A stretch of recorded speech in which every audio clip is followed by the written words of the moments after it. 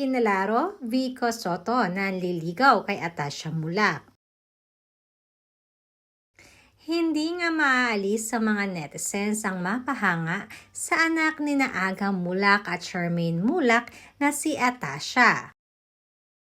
Dahil kakaiba talaga ang saya at ora na ibinibigay ni Atasha sa noontime running show na Eat Bulaga. Bukod kasi sa napakaganda ni Atasha, ay very talented din ito at napakakwela. Bukod nga sa pag-main co-host ni Atasha sa longest running noontime show na Eat Bulaga, ay kinakarir din ito ang pagmamodel.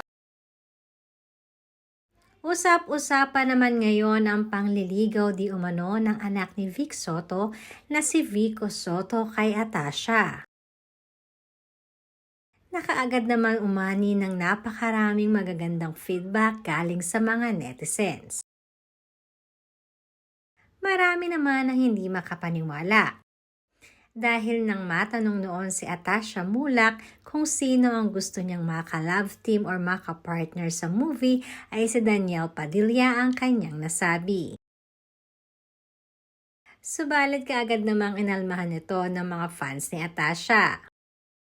At sinabing baka pwedeng sa iba na lamang. Dahil hindi di umano maganda ang record ni Daniel Padilla pagdating sa love team.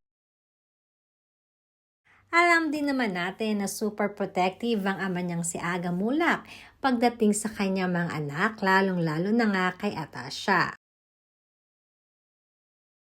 At kahit na may blessing na nga ni Aga at ni Charlene ang pagkakaroon ng boyfriend ni Atasha, ay mas pinipili pa din ito na maging single at mag-concentrate muna sa kanyang career.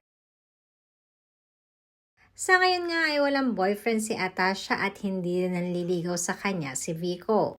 Nais di umano muna niya mag-concentrate sa kanyang career at pag-host sa Eat Bulaga na sadya namang ikinakasaya ng dalaga.